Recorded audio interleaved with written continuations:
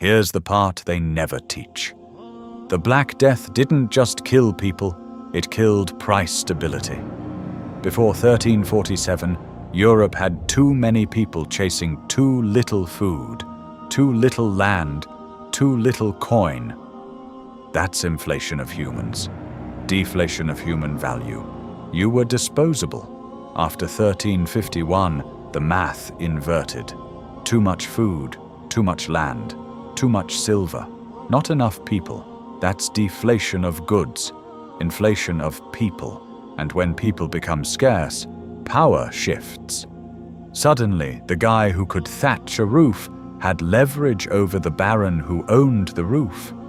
The carpenter who could repair a roof had leverage over the landlord with 10 empty houses.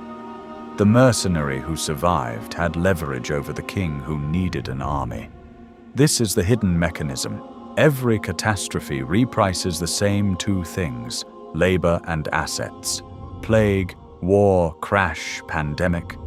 Doesn't matter. Labor goes up when workers vanish. Assets go down when owners vanish. And in that gap, that's where empires are born. 2008, houses were the asset. 2020, small businesses were the asset. 1352, everything was the asset. Because when half your customers are dead, the shop next door is 90% off. Remember to like, comment, share, and don't forget to hit the subscribe button. Let me show you who really made money first, not the Medici. Not yet. The first movers were women. The plague killed men at a higher rate. War, travel, city work, men were exposed. So across Europe, widows woke up owning farms they'd never been allowed to touch. In England, common law said a widow got 1/3 of her husband's land for life. But when her husband, her father and her brother are all dead, she gets the whole thing. Brewing was women's work. Post-plague, it became women's business. By 1400, 80% of commercial brewers in England were women. They had coin, they had property, they had leverage. And the church? The church became the biggest landlord in history overnight. Why? Because dying people gave land to monasteries to save their souls. No heirs to dispute it. The church doubled its land holdings in 10 years. It was the world's first too-big-to-fail institution, funded by deathbed deeds. So if you were liquid in 1352, you weren't buying from a lord. You were buying from a widow or a priest, and both were desperate to convert land into silver before the next wave hit. You think the nobles just watched this happen? They tried to reverse it. Hard. 1349. Ordinance of Labourers. Wage caps. 1351. Statute of Labourers. Jail for asking for more. 1381. Poll tax to fund wars in France. You gave a peasant triple wages, then tried to take it back in taxes. That's how you get Wat Tyler. 1381. The Peasants' Revolt. 60,000 men march on London.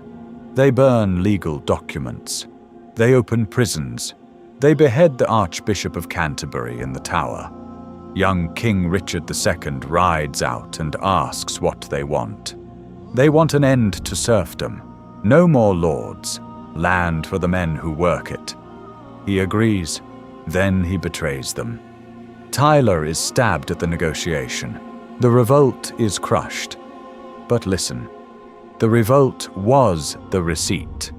It was proof the world had changed. You don't get 60,000 peasants at the gates of London unless the old math is broken. Once labor knows its price, you don't rewind it without blood. Same as 2022. Inflation is transitory, they said. Return to office, they said. And labor said, pay me. The revolt failed.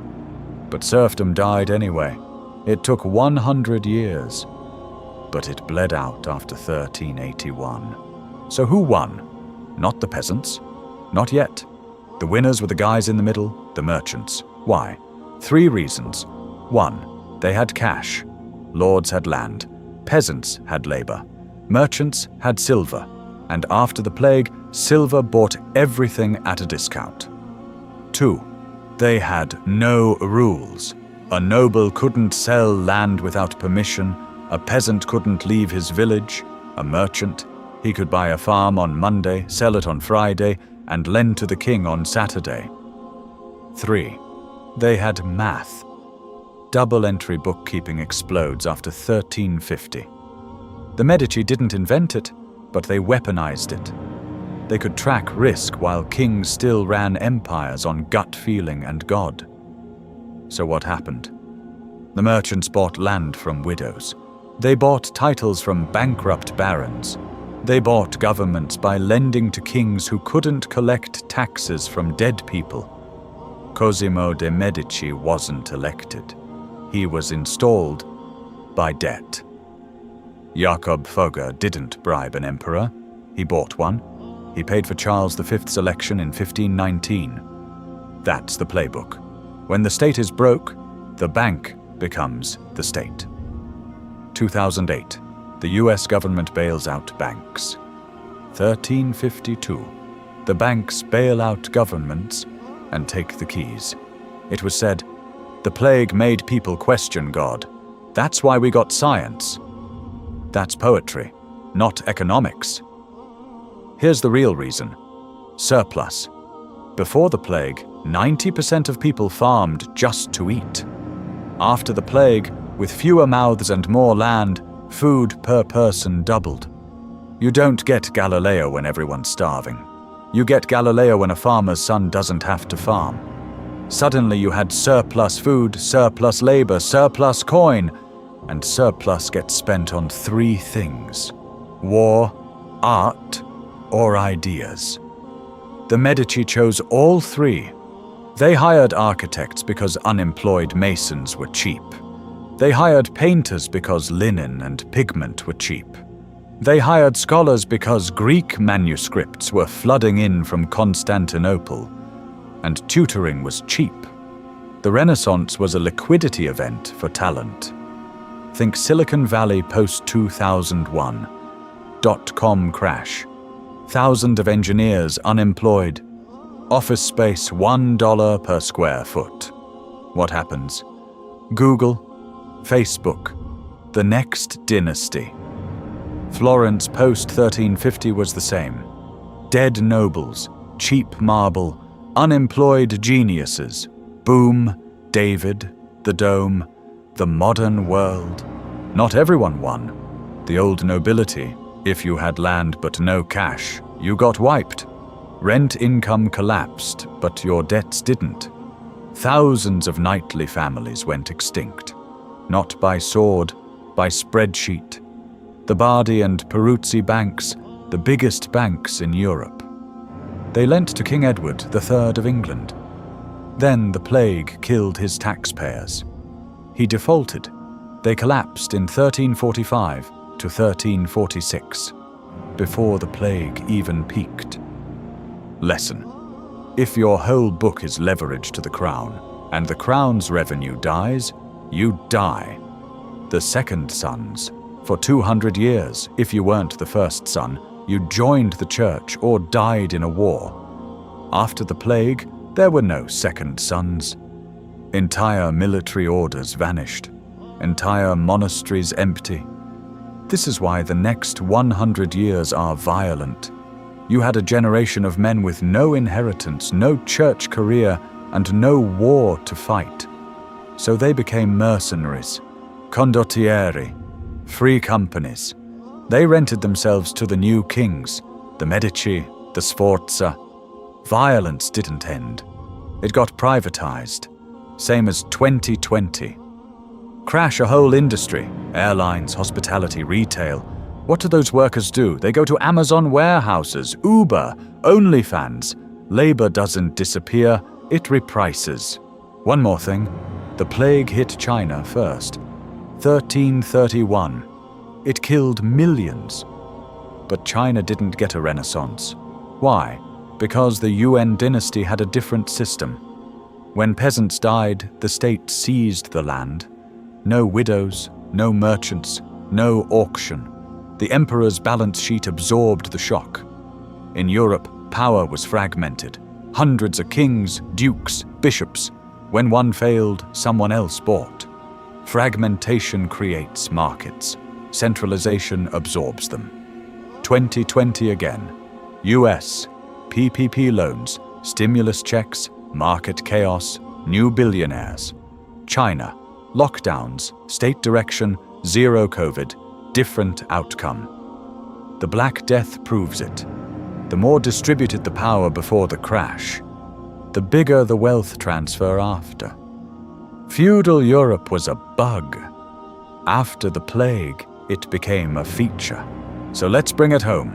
1352, half the workers dead. Wages triple. Land 90% off. 2020, half the storefronts closed. PPP money printed, stocks 35% off in March. Who bought? In 1352, merchants with silver, farmers with nerve. In 2020, hedge funds with Fed access, retail with Robinhood. What did they buy? Then farms, titles, monopolies. Now houses, SaaS companies, Bitcoin. What happened next? Then 150 years of wage growth, birth of the middle class, the Renaissance. Now, the highest wage growth in 40 years, the AI boom, the creator middle class, and the losers. Then, lords who couldn't adapt, banks who lent to kings. Now, commercial real estate, universities, any business that needs bodies in seats, the playbook is identical. 1. Shock, plague/pandemic. 2. Discount, assets lose owners, not value. 3. Reprice, labor up, old capital down. 4. Consolidation, liquid players buy. 5. Revolt, the state tries to claw it back.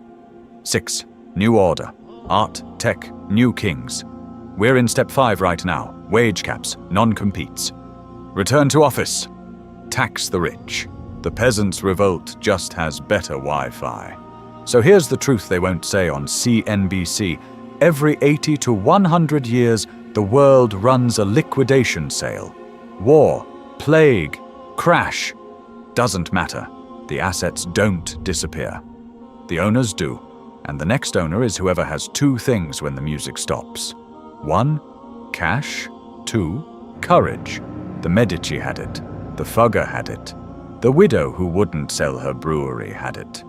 In March 2020, the people who had it 3 times their net worth by 2022, while everyone else argued about masks.